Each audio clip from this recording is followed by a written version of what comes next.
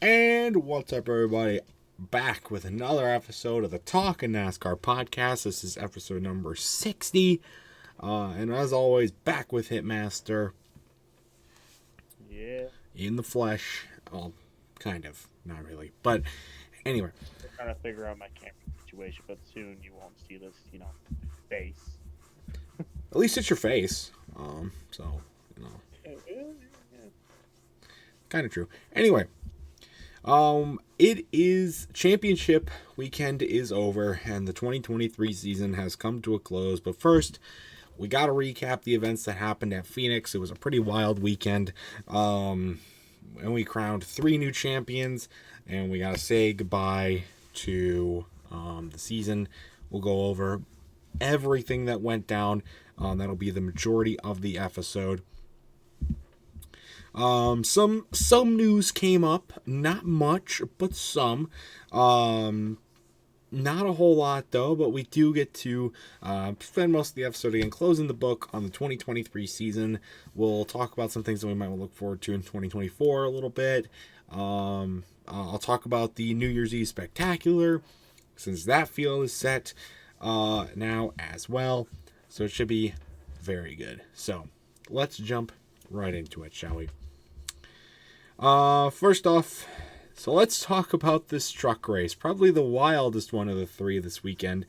I got the pleasure of watching all of it, which may have been a mistake thinking about it now.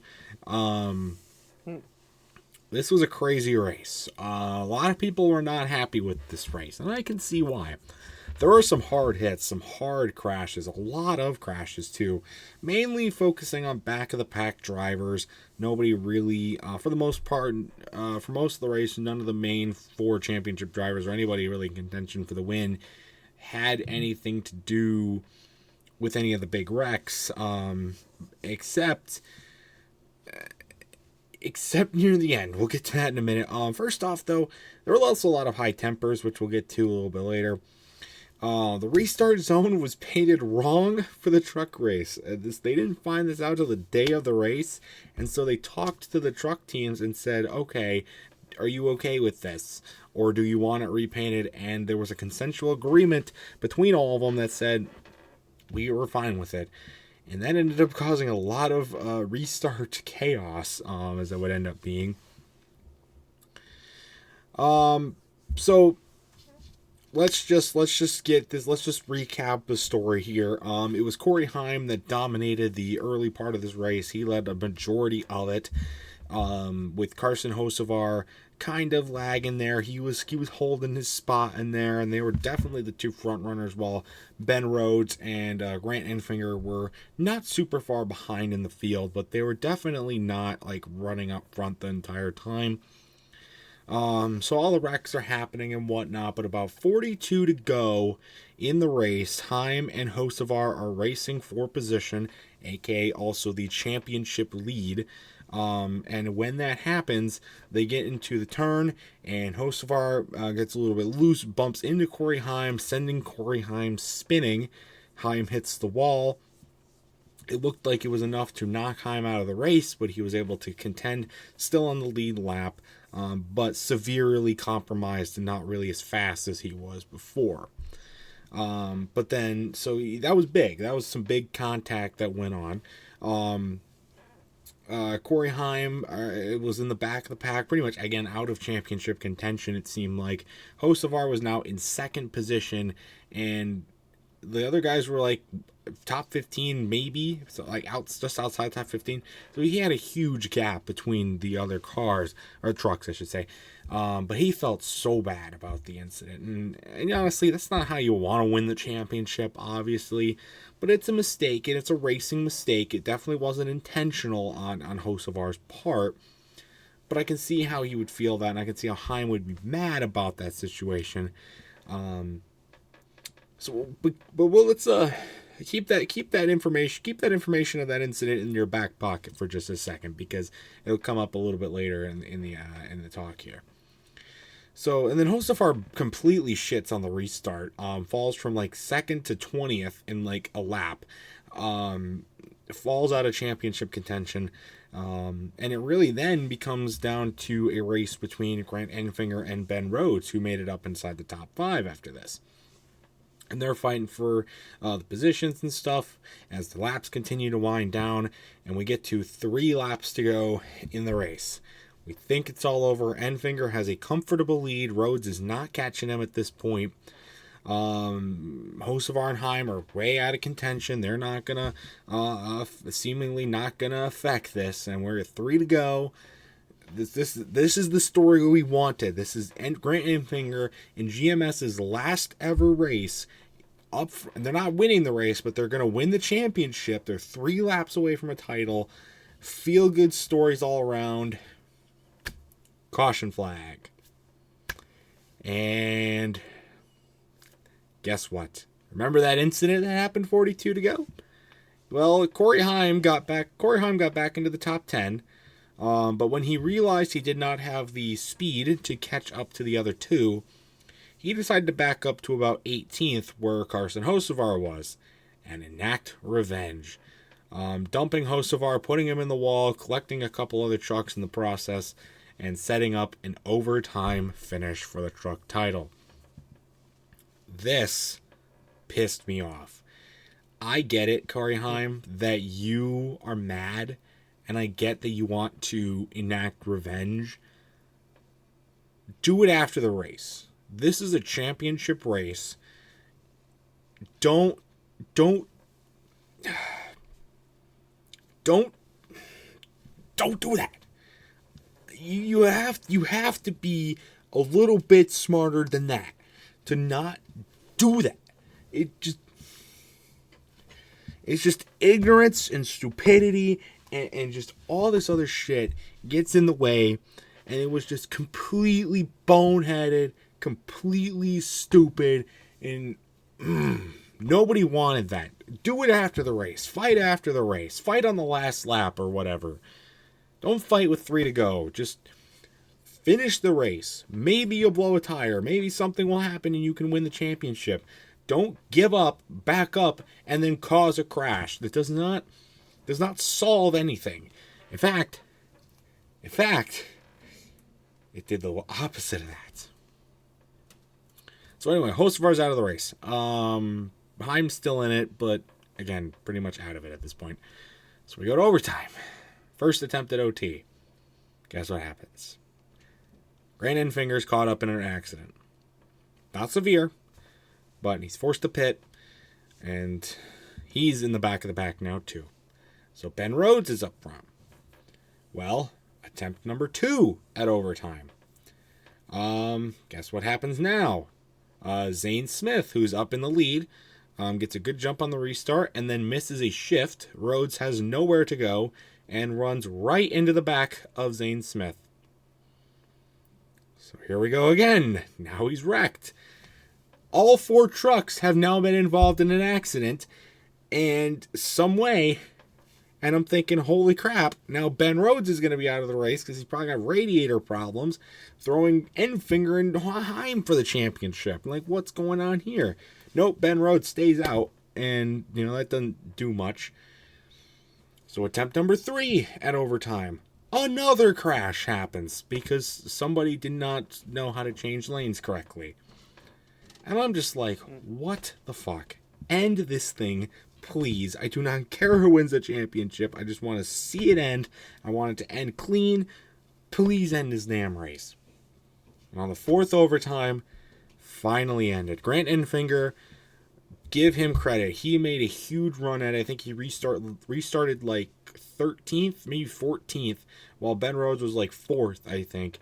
And they ended up being right next to each other at the finish, with Enfinger almost doing, if he had one more lap, he wins the championship. Granted, if Corey Heim wasn't a fucking idiot, then yeah, he would have won the championship there too. But at the end of the day, it would end up being Christian Eckes would end up winning the race, out of all things falling apart, and then Ben Rhodes would barely win the championship, not even by a full truck length would he win the title over Grant Enfinger, finishing 5th and 6th respectively, and Ben Rhodes would clinch his second championship.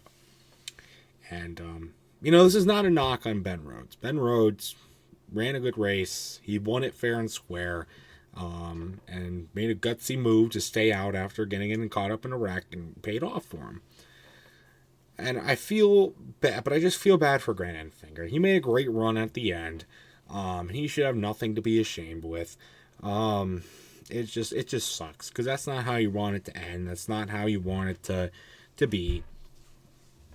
And it's just annoying, just fuck you, Corey Heim. Fuck you, for doing that. Other notes about the race: it went really long because there were 30 extra laps of racing. That alone should tell you how long the race went. It was a 10 o'clock start here on the East Coast, or on the Eastern Time Zone. Or not on the East Coast, Eastern Time Zone, and it didn't get over till 1 in the morning. That's a 3-hour race. Most cup races go that length, if not just a little bit longer. Most NFL games go that length, if not just a little bit longer. This is a truck race. Should not go that long. That was annoying. And Fox people, and during all the cautions and red flags, the Fox commentators were getting so bored that they decided to advertise a boat show in Fort Lauderdale, Florida, during a truck series race in Arizona. That's how bad this race was. It was exciting. It was unpredictable, at least. So it was at least, fun to watch. But it was painful to watch, too. And just very, very long. Whew, that was only the truck race. Hitmaster, before I go on to the Xfinity, I'll give you a chance to, if you want any notes about the race or anything from the trucks. I didn't see the truck race, actually, to be honest with you. I only saw a little bit of the Xfinity Series and a little bit of the Cup Series, but that's about it. Or no, sorry, I saw the full Cup Series race, and then I saw a little bit of the Xfinity Series race. So, like you said, I don't think he should have did it with 3 laps to go. I would have done it after, but even then, just let them have their moment. I don't think you have a chance of winning the race, so why ruin it for someone else when that happens? But yeah, it just sucks, but oh well. So that was the trucks. Long one, rough one. Anyway, then the Xfinity race. This is the one I didn't get to watch because I was at work. I got to see the finish of the race, like the last 5 laps. That was about it.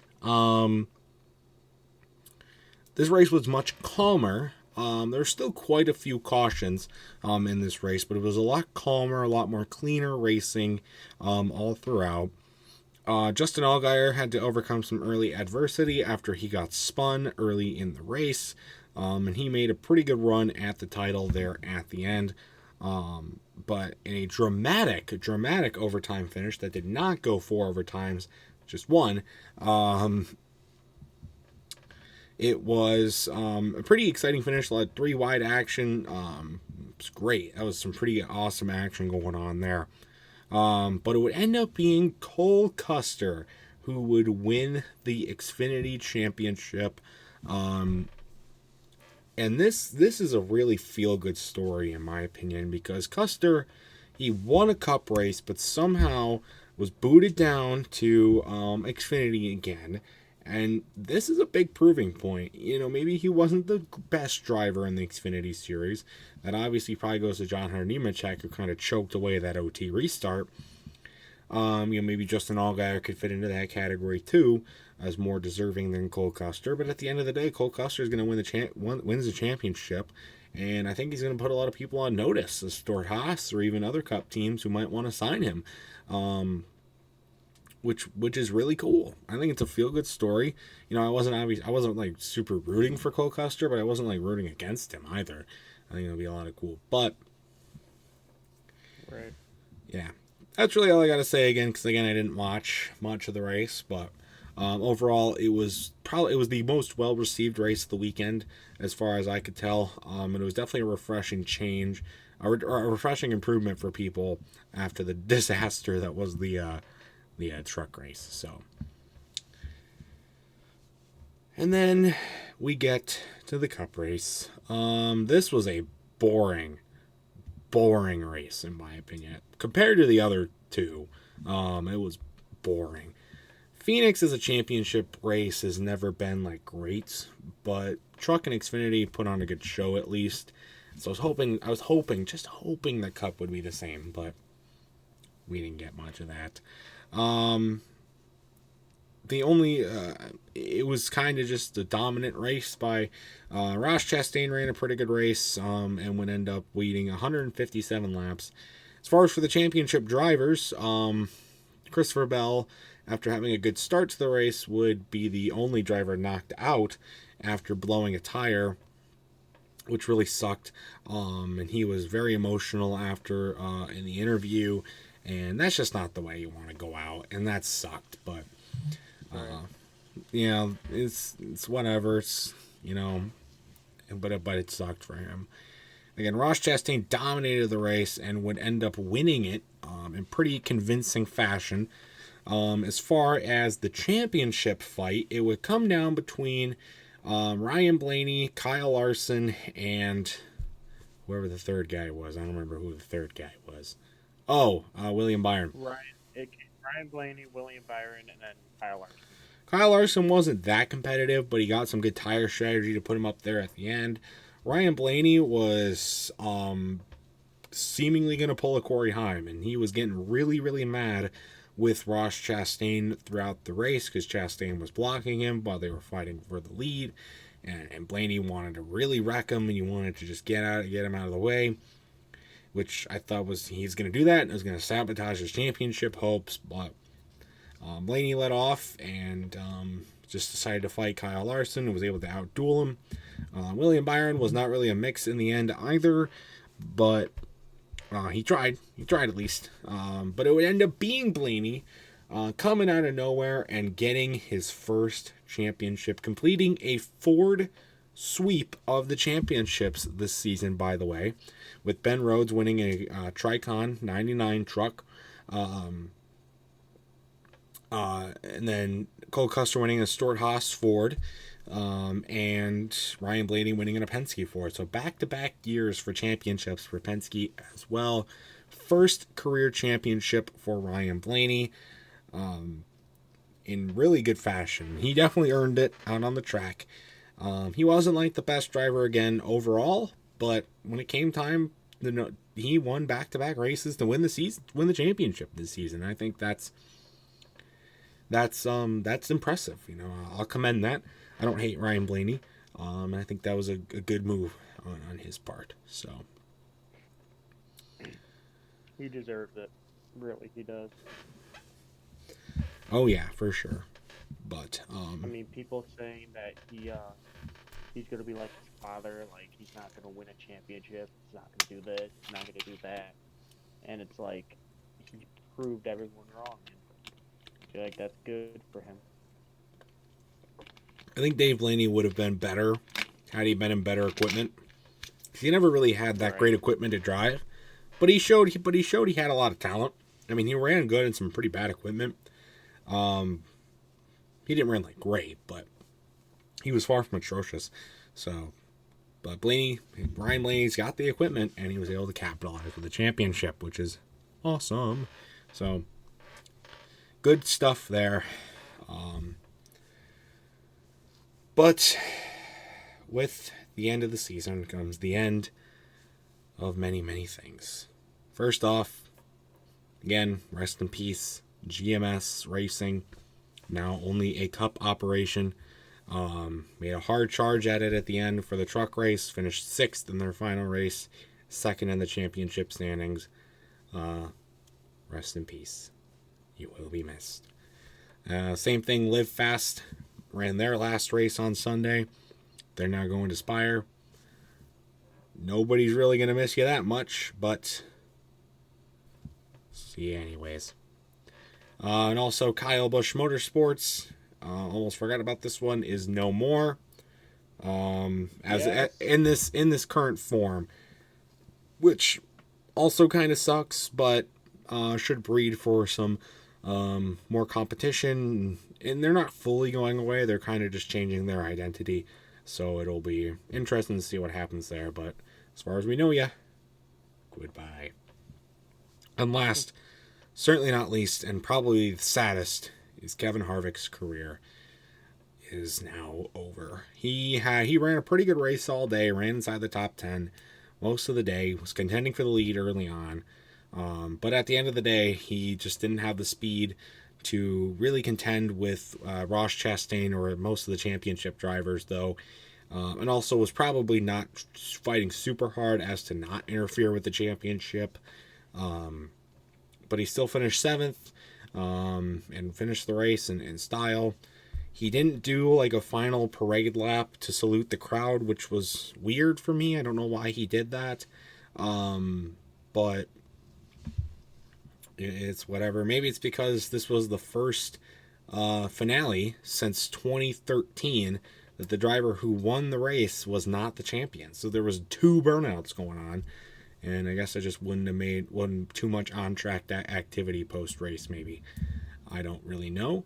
But they did do a cool, like, toast, bush can toast after the race with a bunch of people on the track.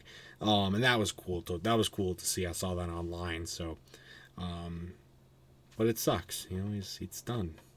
And, yeah, that sucks. But we'll see him in the booth next year. But farewell, Kevin. You had a good ride. So, Had a good run. Hitmaster, if you don't know if you got any other thoughts about the Cup race. The race wasn't that bad, in my opinion. I did see Ryan Blaney get to throw up a middle finger at Ross Chastain, so that was pretty weird.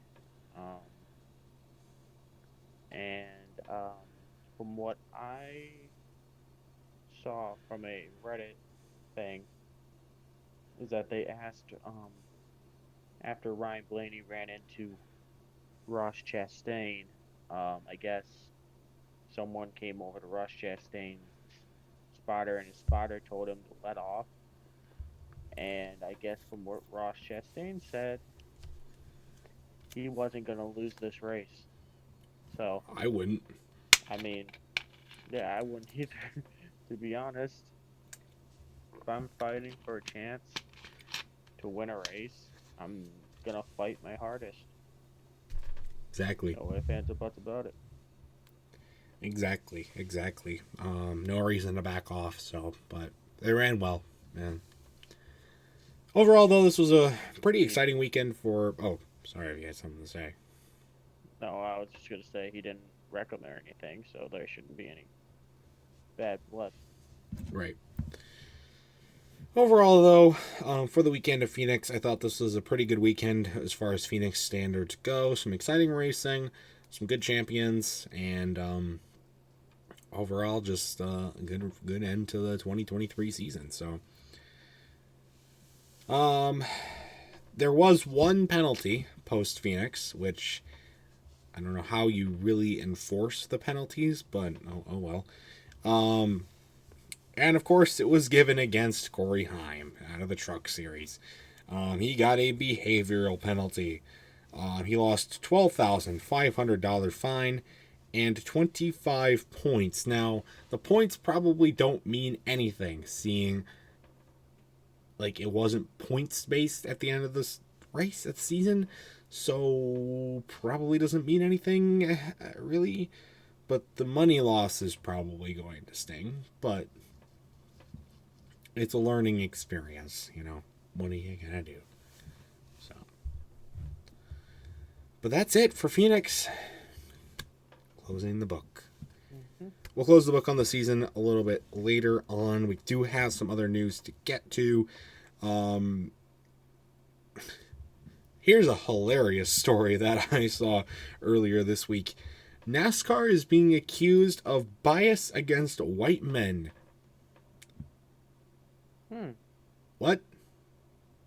What? Hmm.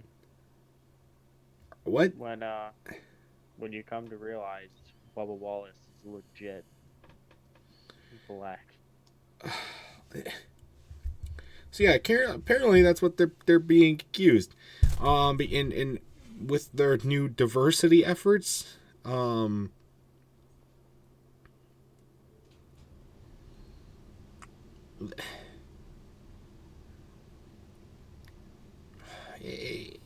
this is pretty bullshit in my opinion. I don't. NASCAR has made pretty big efforts recently to be more open to all people, though it still has a lot of those fans, the Trump supporters, I should say. And no surprise that this story was broke because somebody who is under Trump's organizations was the one to be the accuser. So not surprising there. Um,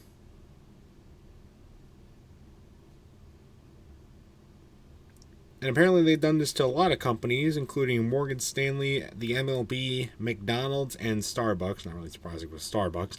Of having discriminatory diversity, equity, and inclusion programs.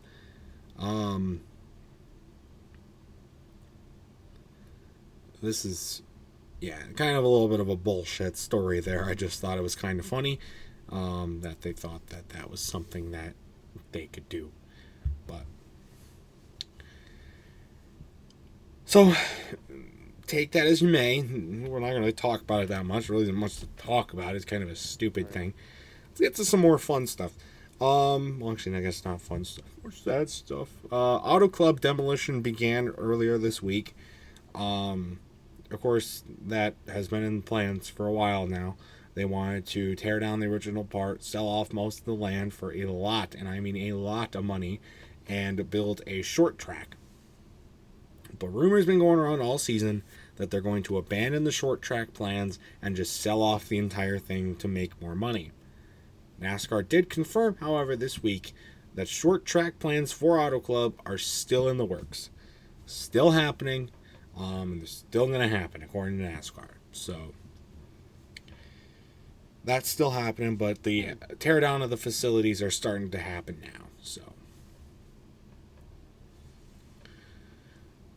speaking of other track stuff, North Wilkesboro is in the news again as it's getting a repave. Thank God. I know they're gonna go back there next year, and it was cool to be back. It was really cool to be back there this year. But holy crap, that race was boring as fuck. And that's mostly because of the roughness of the track. With a fresh track, they can add some new grooving stuff in there to really spice up the racing next season when they go there. And I think it should be an amazing, amazing product if they do the repave correctly. Because you know a lot of repaves don't go that well. Texas. Texas. So, but that should be good. I'm glad they're doing it. It's well underway. Should be done plenty of time for the All-Star race next year. And it was led by Dale Jr., so you know it's going to be good when he's in the works with it. So that was really, really, really, really good. So that was most of the news for this week. Again, there wasn't really much to talk about. I don't know if you had any other news, Hitmaster, before we... I'd have to look on Facebook and everything just to find it. I believe there's something working on.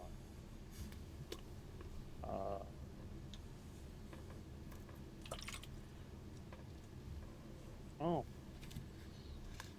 that's odd. National Compact Touring. I don't know what that is, but it will be set in 2024. I don't know if it's at that track. from what I see right here, it says the 2024 track confirmed Friday, July 5th. The hashtag World's Fastest Compacts. So that will still, I'm assuming they'll still be going to Oregon Oil and everything. So, I mean, I assume. Hold on, looking. Well, that's good. Oh, this is what they mean. So it's like, cause the first thing that pops up, um, to the thing shows Haley Deegan on the wallpaper of their Facebook stuff. And then I go down and it says Ben Rhodes, the Craftsman Truck Series champion, August 17, 2024. So Sandusky Speedway, um, if somehow, some way, a NASCAR driver gets brought to Oregon Oil because of these things, I'm gonna be very happy for this. That would be pretty cool. That would be pretty cool to see. Oh yeah, I would go. I would go. I, yeah, I would. All right. Well, have we got anything else? Before we close the book on the 2023 season, we'll go over like the highs, the lows, and whatnot. I did want to talk about who made the 2023 NASCAR New Year's Eve Spectacular. You guys don't know what that is? It's a fictional exhibition race that I created. Basically, the only people who are eligible to run this event, it's a yearly event, ran on New Year's Eve. In the last couple of years, I've actually, no, I haven't streamed it, but I've recorded it and done for every year. I started with 1988. I originally wanted to start it with 1984, but I couldn't get mods to work for NR 2003, so I decided to just go to 1988. But it's a fictional race that I do. 80 lap event around Daytona. Winners, fictional $1 million prize. The only drivers who are eligible are drivers who won that previous season or are past winners of the event. And wins at like the dual race or the clash or the all-star race. Even this year the all-star open was eligible again, so they're all eligible to make the event as well. But again, past winners, regular season and exhibition winners are also eligible too. So this year 20 drivers qualified for the event, 2 newcomers and 1 driver making their final start in the event. This included 17 winners from the season and 3 past champions needing their provisionals to get in. So I only have the driver list right now, but in order of when they officially qualified for the event, so based on when they first won a race, or at the end the past champions. Here we go. So Martin Truex Jr., Joey Logano, Eric Almirola, Ricky Stenhouse Jr., Kyle Busch, William Byron, Tyler Reddick, Kyle Larson, Christopher Bell, Denny Hamlin, Josh Berry, Ryan Blaney, Ross Chastain, Shane Van Gisbergen, Chris Buescher, Michael McDowell, AJ Allmendinger. Those were the drivers who got in off of wins this season. Now let me explain. Reason why Josh Berry is on here. He won the All-Star Open in the 48 while he was filling in for Alex Bowman. If Alex Bowman had won a race, he would have gotten to take the 48. But since he didn't win one, and since it's my event, normally probably would just not ran the 48 at all if this was a real life thing. But since it's a thing, since it's my thing, I'm gonna say Josh Berry's gonna run the car. So out the field. And then the 3 drivers who needed to get in with champions provisionals were Kevin Harvick, Brad Keselowski, and Jimmy Johnson. All got in with champion provisionals. So, and this year will be the first appearance for Josh Berry and Shane Van Gisbergen And Kevin Harvick, for all intents and purposes, will probably be making his last start. I would not be surprised if this is also Eric Almirola's last time on the list, seeing he's only going part-time from here on out until he fully retires, and I don't see him getting in any equipment that is anywhere winnable in the near future, at least. So, but there you have it. Those are the 20 drivers that are in. You'll get to see that New Year's Eve, around 8 o'clock. Maybe live stream it. Probably not. Probably going to have to record it again this year, which kind of sucks, but oh well. So now that the full driver list is out, we're fixed and ready to go, I can get the mods working and get going on that. So we have a little over about a month and a half ish, a little over than that, to get that working. So should be good there. Obviously, there's some drivers that did not make it, aka Chase Elliott is not in the event this year, which he's been in it every year since 2017, so that's pretty wild. Eric Jones missed out on it this year, so did Bubba Wallace. They were all in it last year. Austin Cindric obviously missed it. He was in it last year. So a lot of Daniel Suarez too. So a lot of drivers just missed out on it this year. But 20 is still a pretty good sized field. It's about average for the last few years. Last year there were 24, but the year before that there were 20. And then so that's pretty good. I think it's a good sized field. So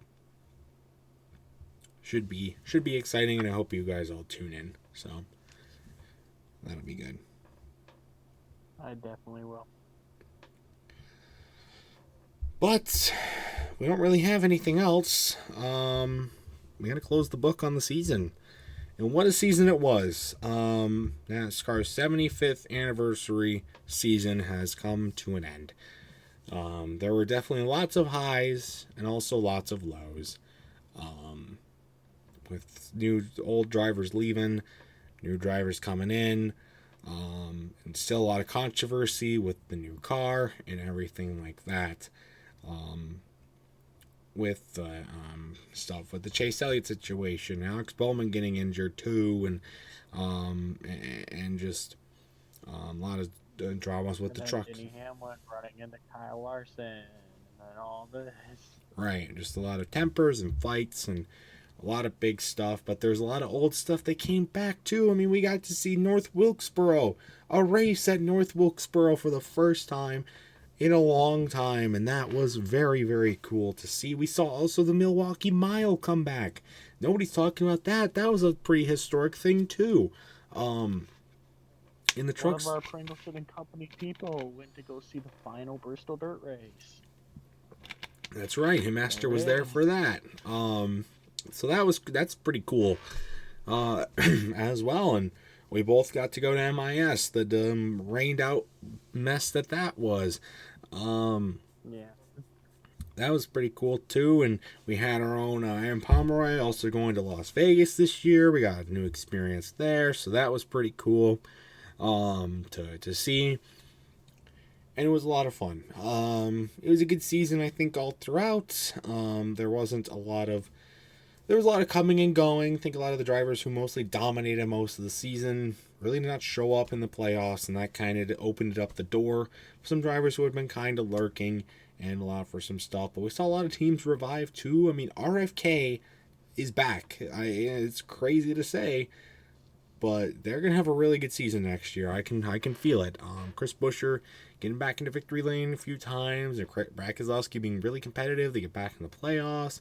They're going to be interesting to see next year. Of course, Hendrick's always going to be a threat. Gibbs, what they're going to be doing, they might Nolan. Penske's coming off now back-to-back championships. They're going to be a threat next season, as always. What's going to happen with Cole Custer now? Josh Berry is going to be going to the Cup Series full-time. So is Ross Chastain making moves. When are we getting Busch Watermelon? We know what's happening.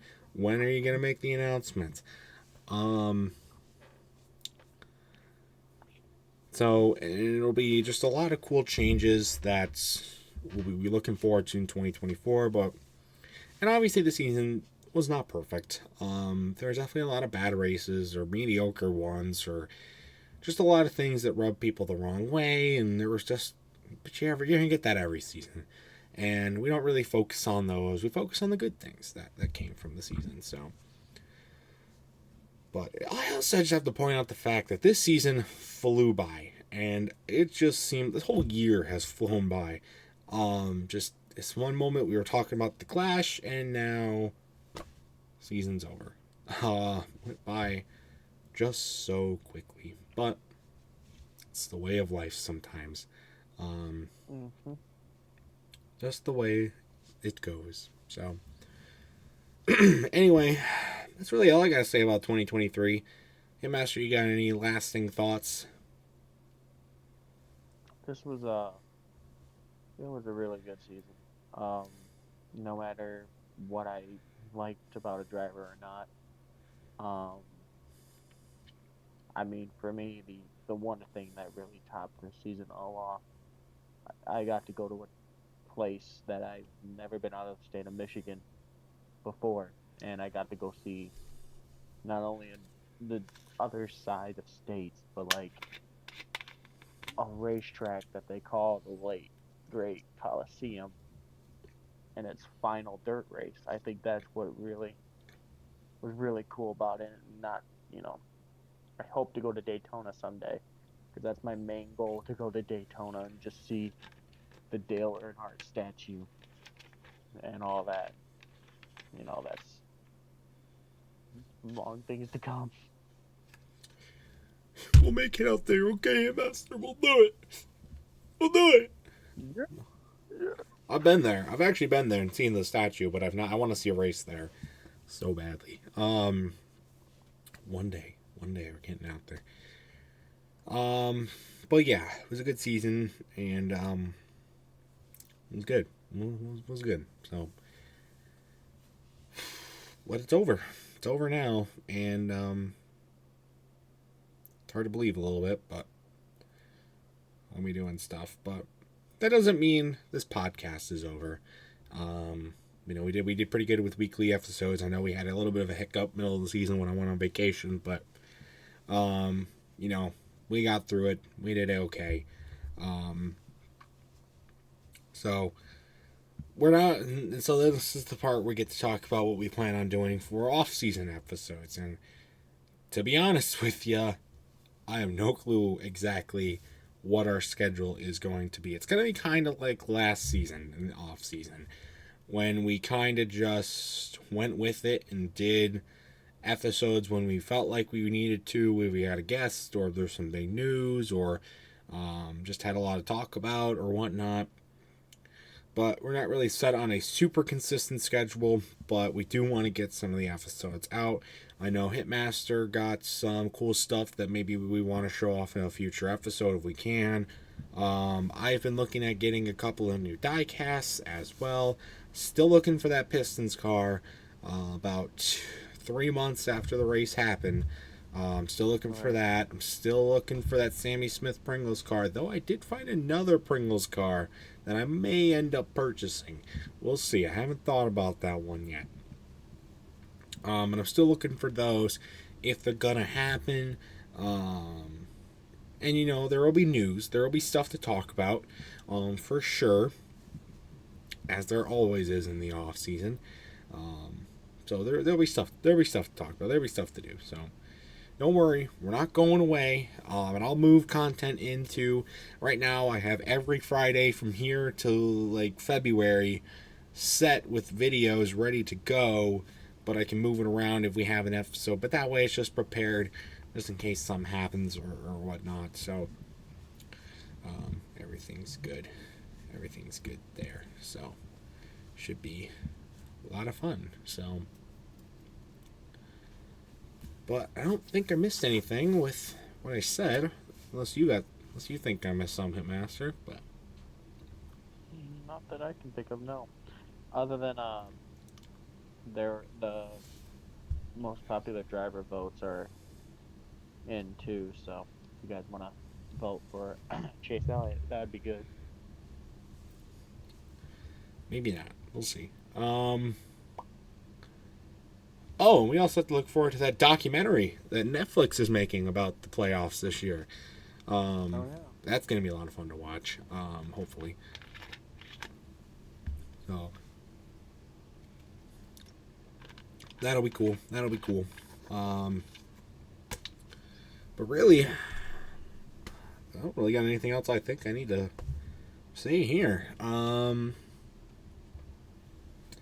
Like I said, we're just gonna keep out for news. We get new stuff, we go new places, or news happens or whatnot. We'll be here to talk about it. We'll be here to report it, and we will be here. Um, and the way to ensure that we see a new episode this next every week is if we have guests. If we have guests, we're doing episodes. We're doing them. And especially with this off season, we do want to encourage guests. We haven't had many guest episodes, but we want to bring people on. NASCAR fans, they're out there. Come on our podcast. All you gotta do, literally, does not cost anything. Go join the Pringle Sun Discord. Link in the description down below.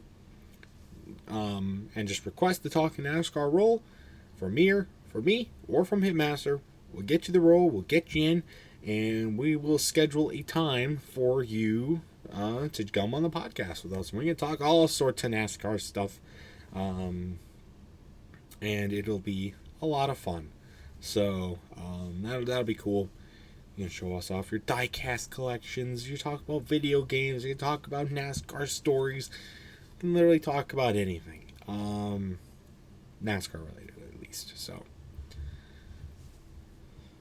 But I guess that's really it for episode number 60. Also crazy that we've done 60 episodes of this podcast. It's been quite insane, but it's been a good ride for 2023, and we can't wait to pick it up again in 2024.